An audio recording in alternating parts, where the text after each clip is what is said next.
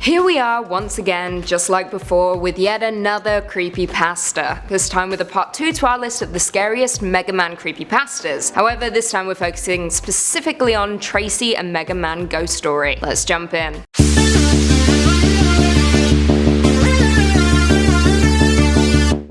This creepypasta begins with our author sitting on their bed when their mum comes in, asking if they could go to the store and pick up some soda, giving them $10 to do so. They did just that. They picked up the soda and then contemplated what to do with the rest of their money, opting to head to the Goodwill close to their home. They walked in, looking at all the glass cabinets, one of which contained a copy of Mega Man 3 for the NES. It was in near perfect condition with little to no wear. They wanted $5.50 for it, so they grabbed it, incredibly satisfied with their decision. However, as they were carrying it, they noticed a rattling sound coming from inside the case. Not like a screw, but more like paper, so they rushed home to see what it was. They walked in the door and went straight to their room. Opening up the case, their theories were correct. Inside was a folded up note that looked as though it was placed there fairly recently. They opened it up and it read, "Whatever you do, don't let go of the controller. Keep playing until the game is finished, but keep your guard up." Spooky. They took the note into consideration, knowing that they could easily beat Mega Man 3 in less than 5 hours. Plus, it was a weekend, so they had all day. They pulled out their NES and placed the game in the system. Everything loaded up normally, so they figured the note must have been some sort of joke from the previous player. They played on with the game starting out with Needle Man, their starting point of choice. They worked their way up until you have to beat the Robot Masters from Mega Man 2. Before that though, they had to go to the bathroom. They were slightly paranoid about the note, but nothing strange had happened yet. That was until they tried to place the controller down. A sharp pain went through the player's hands to their shoulders before a voice from a girl in her teens played from the speakers of the TV, stating, "Stop." A little scared, they quickly turned off the system and the TV and headed to the bathroom. They came back and waited a little bit to turn the game on again, unsure of what would happen next. They waited about an hour or so before reluctantly turning on the game and picking up the controller. The player started back at the stage select and tried setting the controller down once again, just to see if they were imagining anything. Nothing happened, so they continued playing, starting with the bosses in Shadow Man's stage. Everything was normal until the player got to an enemy that wasn't normally on that screen. It was one of the rabbit things, but it didn't move. It just sat there looking at Mega. The player went to jump over it, but after about 2 minutes of trying this, the player heard,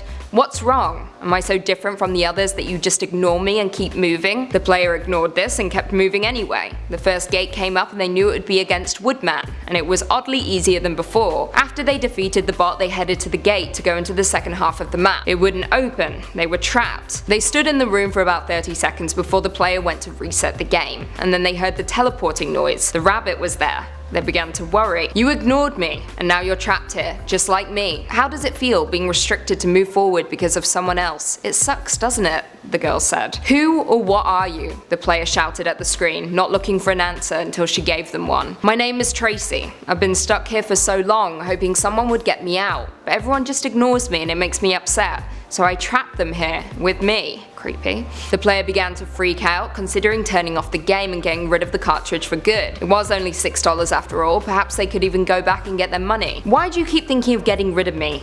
She had read the player's mind somehow. "What did I ever do to you?" She began to cry. "All you people think about is what you want and don't pay any attention to me. I was neglected by my parents and never had any friends. Everyone thought I was strange and so different from everyone else. I cried myself to sleep every night, hoping that one day I'd have something that everyone else had, but that never happened. This game was my escape from the real world. I always played it day and night. If I was at school, I'd think about coming home to it. It was my old friend." The player began to tear up at her story because they could relate. "I know how you feel, Tracy. I've been there before." "What do you know? You aren't me. You don't know what I went through." She was angry now, and the player could feel it through the controller, the pain getting stronger in their arms. "You want to know what happened?" she finally said. "My mother and father left me home alone one night to go drinking with their friends, and I was sitting in my room playing and feeling somewhat happy for once because I didn't have to hear them yelling at each other, or at me, for no reason. They came home about midnight, came to my room and asked why the hell I was still awake. I didn't answer immediately, and my mother came up to me and grabbed me by the collar and threw me against the wall. I could smell so much alcohol on her breath, so much that I could almost tell exactly what they had been drinking. My back hurt and I was in a lot of pain, and they began yelling at me and telling me how worthless I was and how little I'd achieve in life and how much they had wished I was never born, and all these things just made me cry. I screamed at them and told them to leave, and they didn't.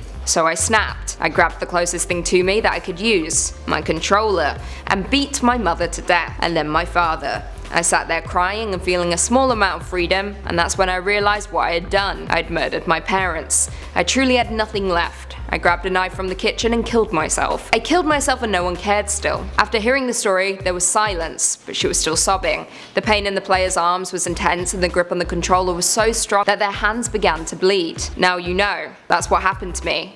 Now tell me, do you know what I've been through? Have you been through the same thing? Before the player could answer, she screamed, "No, you'll never ever know what pain I've been through." The screen then went black. The player just sat there trying to figure out what to say or do. Why me? Why are you doing this to me? I never hurt you. I never meant to meet you, but you put me through so much pain.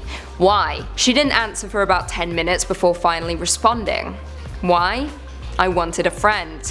Stay with me? The player thought about it, thought about what the consequences would be if they didn't listen to her. Would they also be trapped? They responded, "Yes, I'll keep you here." "Good, as long as you have this cartridge, I'll be here." She sounded happy and the player was relieved. They turned off the console, pulled out the game and held it in their hands. In the end, Tracy was their only friend. Everyone left them and ignored them, just like they had done to Tracy. Well, there we have it. What did you guys think of this creepypasta? Did it spook you? Leave us all your thoughts and feelings in the comments down below. If you haven't already, be sure to give this video a big thumbs up, subscribe and turn on notifications so you never miss another gaming vid. Until next time, see you later.